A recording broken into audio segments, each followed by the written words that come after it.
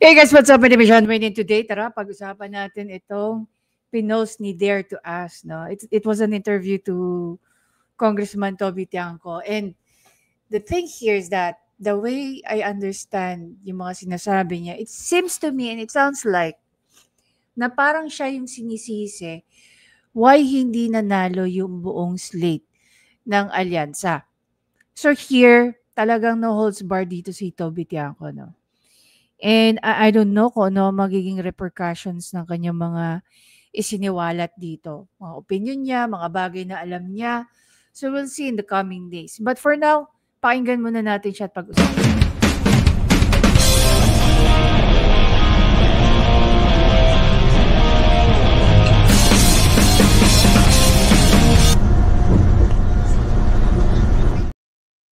There you go, guys. Anyway, maraming salamat muna dun sa mga nanood ng aking what do you call that, reaction sa pagkaka-overturn ng decision ng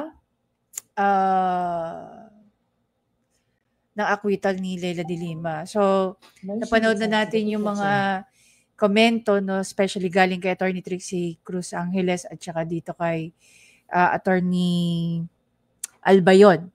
So, imagine nyo, 622 kaagad yung nakuha ni Mamaya pag-uusapan natin ang naging reaction dyan at matutunan natin kung ano nga ba talaga ang mangyayari. So, basically, ayon nga dun sa isang sagot ni Attorney Trixie, there might be a possibility na magbalik kulungan siya.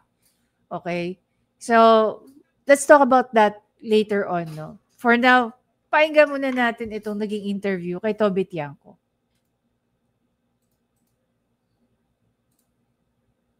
So, may data ba kayo after the Hague? May data po ba kayo after the Hague naman?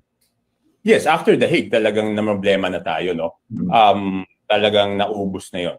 But what I'm saying is, yung impeachment kasi was beyond our control, no? Eto guys, no.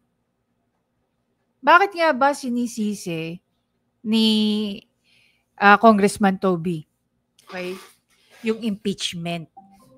Dito natin may intindihan kung ano ang point of view niya. Okay? Parang galing na rin mismo sa kanyang sariling bibig na it seems to him na planado yung impeachment at saka yung dahig. And meron nagiging root yung tungkol doon. Alam nyo kung ano? Yung GAA. Dito, pipigilan ko na kayong magalit but definitely hindi ko kayo pipigilan magsalita.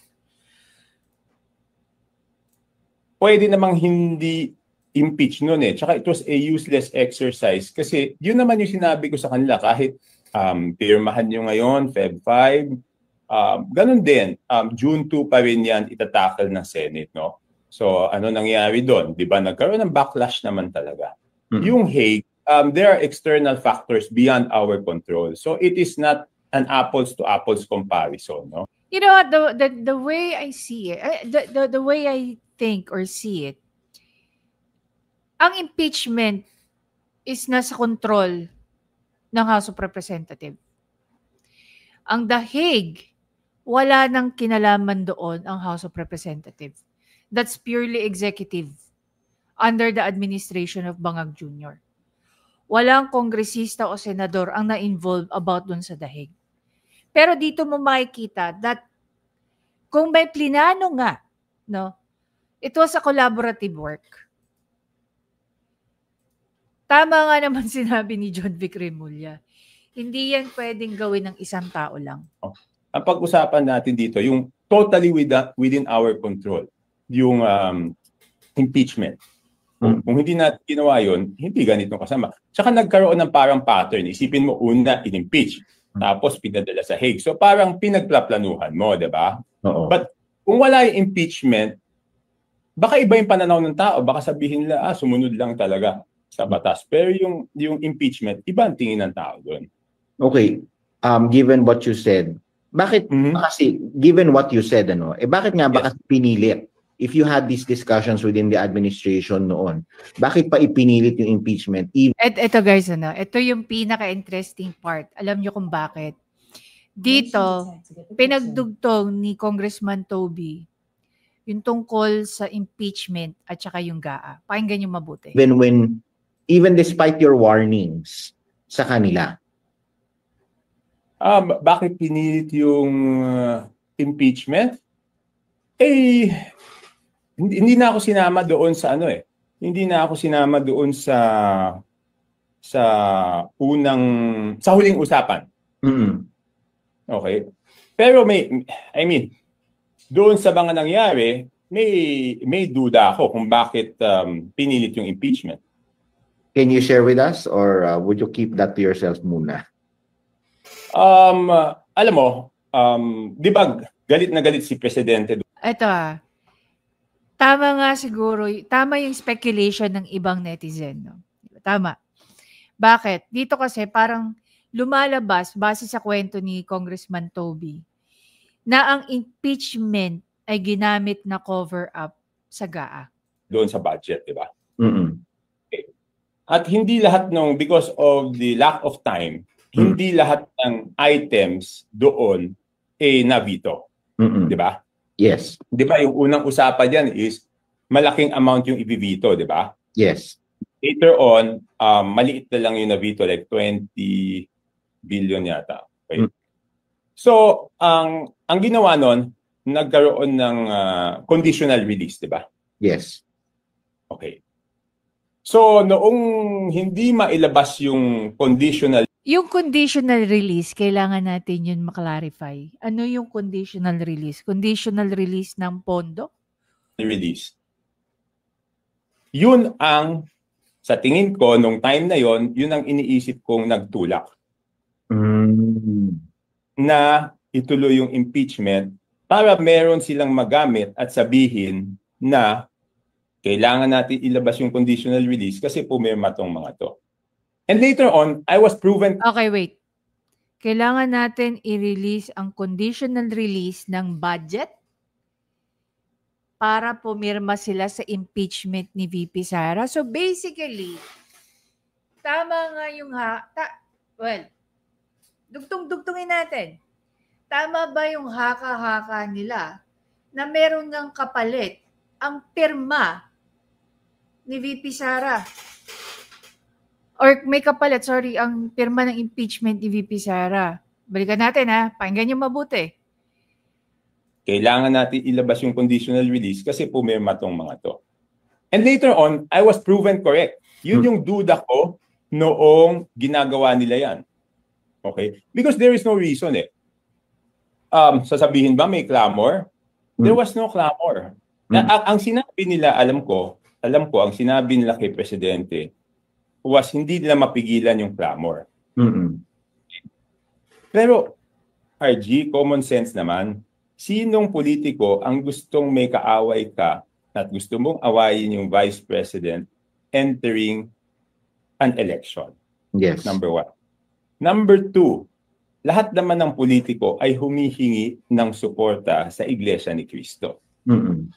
So, ang gustong mag-vote ng impeachment nung nag-rally na ang Iglesia ni Cristo supporting the call of the President na wag ituloy yung impeachment. Number three, yung Presidente ayaw niya talaga nung impeachment because on the day of the signing of the impeachment, I had a meeting with him na nagkataon, yun yung nagpipirmahan, natapos kami mag-meeting, tapos na yung pirmahan, he did not even talk to me about it.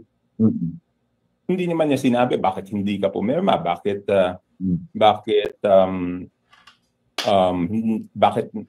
So parang dito, kinaklarify ni Congressman Toby, na totoo, hindi sinusuportahan ni Bangag Jr.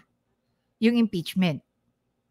Diba? Hindi man niya sinabi na naka 215. Hindi niya talaga pinag-usapan. Kung hindi ako pumirma at gusto niya yan, di dapat natanggal na ako, diba? So, paano ko masabi na yung conditional release ang So basically, sino pala ang may gusto na ma-impeach si VP Sara Duterte? Yung pumirmang kongresista o si House Speaker Romualdez? Sino?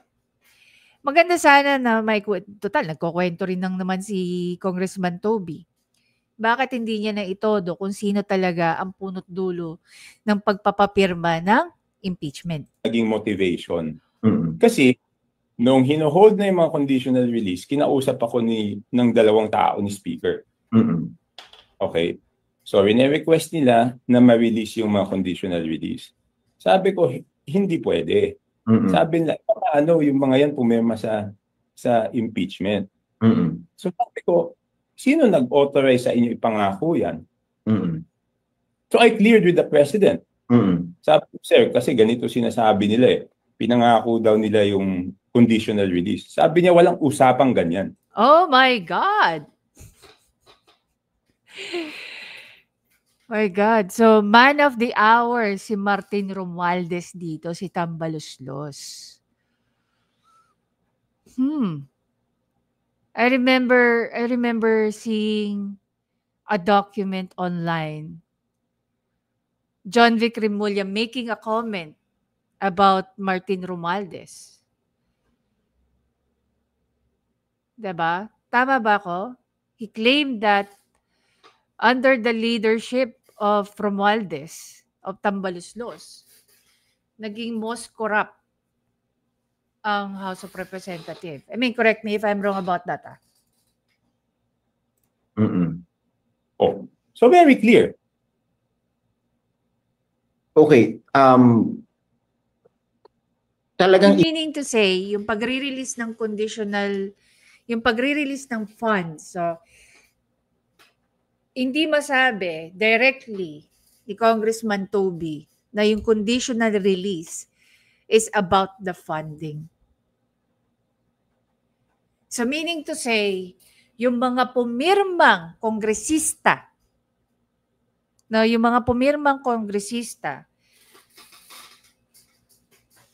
anong matatawag niyo dyan sa mga yan? itinuloy nila to given kahit na alam And take note, wala daw approval ni Bangag Jr. nilang may potential effects doon sa election in terms of your slate. Bakit? Yes, tinuloy nila. Because there was a bigger motivation. The budget that you were talking about. Yes, di ba? Okay, tignan muna natin, RG, kung saan ba tayo nagsimula Alam mo, the statements of Congressman Toby, number one, this is a very bold move for him to state all this information. Second, this can only prove us one thing. Na totoo yung sinabi ni Remulla. That under the leadership of Tambaloslos, naging most corrupt ang House of Representatives. Now, how can we reconcile that? How can we put remedy on that? Kino-confirm ba dito ni Congressman Toby Tiangco na totoo nga na may bigayan na AKAP, AIX at saka infrastructure budget amounting to what? 200 million ba? gulo-gulo dito. 200 million or 250 million? Di ba? Nagkagulo-gulo tayo dito nung pinilit nila yung budget na gusto nila. Di ba? So anong remedyo? Nag-veto. Hindi na-veto lahat. Ang sinabi, magkakaroon ng conditional release. O pagkatapos nagkaroon ng conditional release, hindi na problema ngayon. Paano gagawin? O so anong ginawa nila? So, ang masakit dito is nadamay yung mga congressmen. Di ba openly naman, nung mga hindi pumirma, sinabi naman nila yung consequences. Yung mga pumirma, anong sabi nila? Sinabi naman nila yung reason bakit sila pumirma, di ba? Yes. Yung sinasabi ko, hindi invento yan. Diba? Yung sinasabi ng mga congressman na pumirma at yung mga sinasabi ng congressman na hindi pumirma just validates what I am saying. Yes. True. Di ba? Yes. Yeah. Sila mismo nagsasabi, yung mga pumirma, pag nagpaliwanag sila, bakit kami pumirma? Kasi iipitin po yung pondo namin. Yung mga hindi pumirma, ano sabi nila? Inipit kami. So how can there be a clamor when there was pressure? Oh my God. Sorry. So sino ang nagpilit nitong impeachment? Ito yung gusto kong marinig. At the expense of your election slate? Sino ba pwede magpilit? Alam ka pwede ba itong mangyari nang hindi alam ng leadership ng House? You're talking about the speaker. Ay, sila, yung leadership, sila na nahandyan. Wala nga kasi ako doon nung pinag-usapan, di ba? Hindi na nila ako sinama. Because they know from the very start, hindi talaga pabor sa impeachment, no? When you brought this up with the president, itong mga warnings po ninyo, anong naging reaction ni presidente? Hindi. Okay, ganito, no? Ganito. Ang sinabi ko lang nung the day of the nagpipirmahan, sinabi ko lang sa kanya na hindi dapat pirmahan. Sabi naman niya talaga, hindi naman talaga dapat matuloy. Sabi ko kasi, wag before elections, pag-isipan mabuti, because aside from the political consequences, there are many other consequences. Political is just one of the consequences, di ba? Like what? You know, we've got ilang impeachment proceedings na, di ba? Madugo yan eh, di ba? It's very divisive. Tapos sasabay sa election, di ba? So napag-usapan na lang namin yan later on when I was reporting to him na pinipressure ako i-release yung mga conditional release kasi ipinangako daw. Sabi niya walang pangakong ganyan. That's why until now, naka-hold talaga yung mga doubtful. So, sino ang sumisira kay Bangag Jr.? Dito nagngingit-ngit si Senator Amy Marcos. Diba?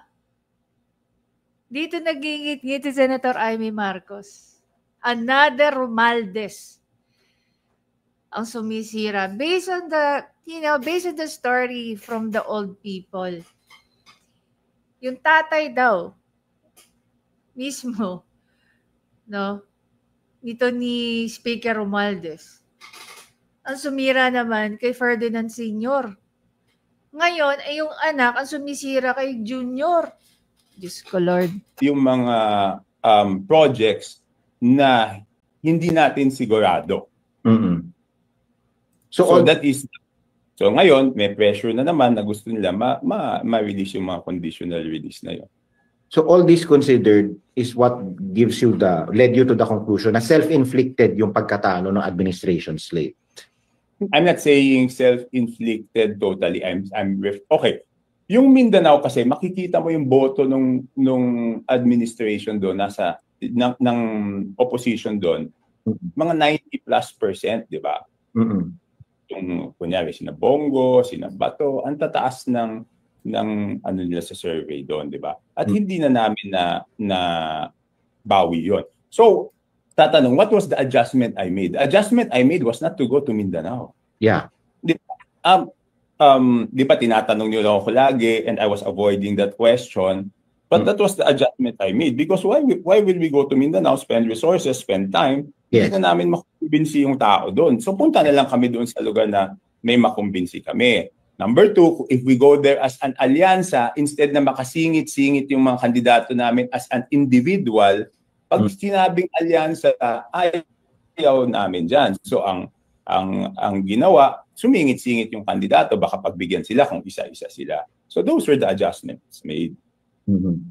Sir, so now that tapos na yung election and you're already doing a post-mortem of the campaign, of what happened, and going into the 20th Congress. So sa tingin nyo ba, paano magiging itsura ng 20th Congress given itong ganitong klaseng sitwasyon? I don't know. It will be up to the members. It's a very, very good question. If they want to continue with what was the previous, what is the present 19 Congress, or they want things differently. It's up to the members naman. It's not up to me. Okay.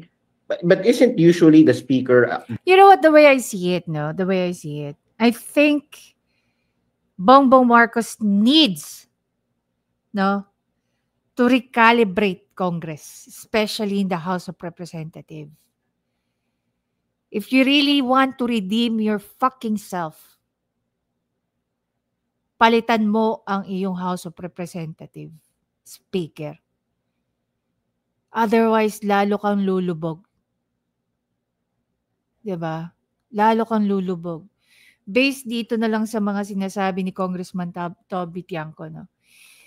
Prior to the election, we've been hearing a lot that Toby Tiangco can be the possible next House Speaker. If that happens, I think magkakaroon ng reform. No, magkakaroon ng reform dyan sa House of Representatives. The vote of the president or the choice of the president? Okay. Siyempre, we shouldn't take away naman the will of the congressman, di ba?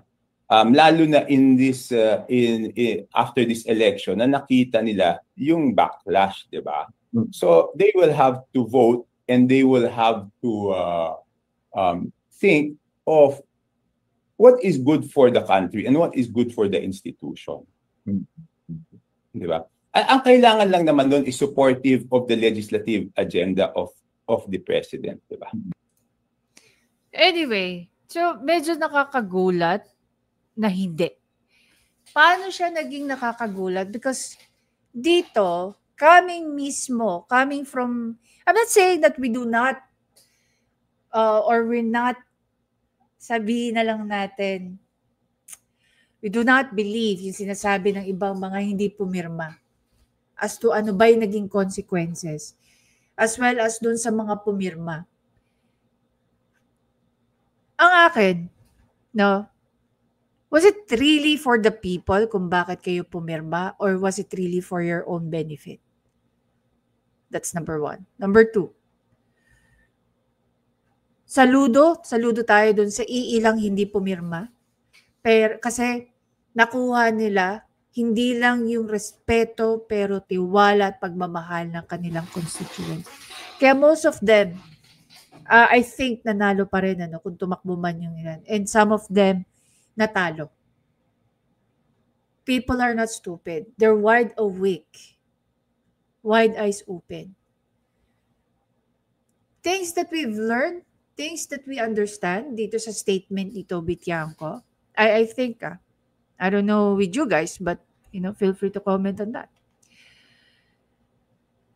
Ang nakikita ko, number one, iba yung nangyayari sa gusto ni Bongbong Marcos sa ginagawa ni Martin Romualdez. So basically, parang lumalabas dito na ginawa na ni Martin Romualdez empire ang House of Representatives. And for him to get whatever he wants, minamanipulate niya yung mga tao, yung mga kongresista. Diba? And it's not even favoring Bongbong Marcos. Bongbong Marcos is receiving all of the attacks na ginagawa niya. Now I understand. Hindi ako nagbabago. Hindi nagbabago yung kung ano tingin ko kay Bongbong Marcos. He is indeed a weak leader dito sa kwento ni Bakit? Sinabi niyang ayaw niya. Ayaw niya. The same way na sinabi ni PRRD nung pinaplanong i-impeach. Pero wala silang nagawa nung sinabi ni PRRD na hindi niya gusto ang impeachment laban kay Leni Robredo. Pero dito kay Bongbong Marcos administration, parang siya yung lumuluhod sa lahat ng gustong gawin ni Martin. Diba? Which is not good. Oo, equal branch sila. Pero you do not overstep. And the way I see it, parang ganun yung nangyayari. Ngayon, yung mga nangyayari ba't ginagawa ng mga tawag dito? Ginagawa sa amin sa mga vloggers. Can you just imagine that? Pinatawag kami sa TRICOM as resource person. And then makaka-receive kami ng subpoena because we are under investigation. Against in violation of Article 154.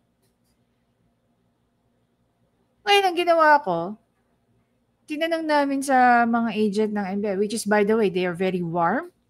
They're very polite, no? They're very welcoming. Tinanong ko sila, Ano yung pinost ko that will constitute a violation of Article 154? And at that time, I was with Attorney Trixie. Pinakita sa amin ng mga agent. Natawa na lang kami ni Attorney Trixie.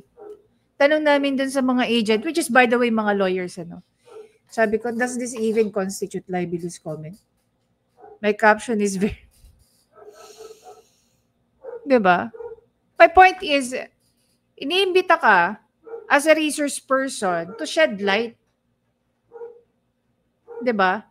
Pero ang ginagawa nila, ginagawa ka nilang kriminal. Tapos, bibigyan ka ng mga post mo, which is, if you go to my Facebook page, I only do screenshots of what? Publication materials by mainstream media. Hindi akong author nun. Nagko-komentaryo lang ako. Nagbibigay lang ako ng opinion ko sa pinost nila. Bawal ba yon? Ang opinion ba at komentary mo ba dun sa ano? Pinagbabawal na ngayon under the administration of Bongbong Marcos? Tapos sabi ko pa nga dun sa mga agent ng NBI, sabi ko, very recent lang, I just posted it. Sabi mismo ni Bangag Jr., let us listen to our critics. Tapos ipapatawag nyo kami dito. And take note, kami pa rin 40 vloggers. So I asked them, you know what? I can give you hundreds of links.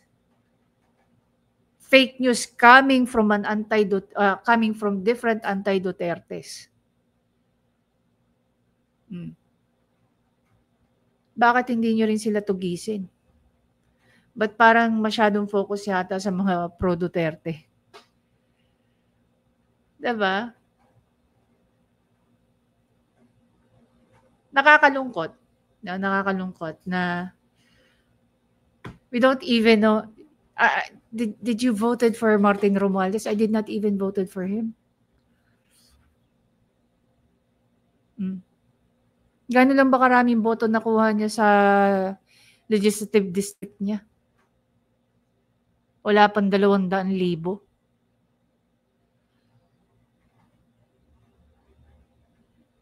Tama si Toby Tiangco eh.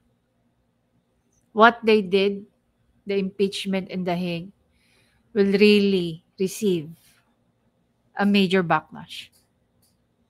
At nararamdaman na nila ngayon yan.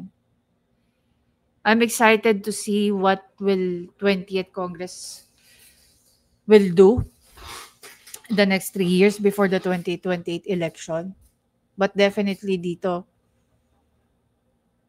in simple terms, sino humihingi ng approval kay Toby Tiangco? 2 staff ni Martin Romualdez. Sabi niya, di ba? Hindi ko yan sinabi. Tapos tinanong sinong punot dulo, sinong mastermind, sinong... Hindi naman lahat mangyayari yan without the approval of Martin Romualdez. So whether or not he's the mastermind, at the end of the day, he will be the one to answer sa lahat ng mga yan. And clearly, dito sa sinasabi ni Congressman Toby Tiangco, the impeachment was not just used as a cover-up, but it was also used as a bargaining chip. Diba? Iniisip kong mag-live so that I can get the comments of people. I'll think about it. But anyway, maraming salamat guys sa panonood. Please don't forget to subscribe, like, at i-comment nyo na ang inyong saloobin tungkol dito sa pinag-uusapan natin. It will be very interesting to hear your thoughts about this one. I'll see you in the next video. Bye guys!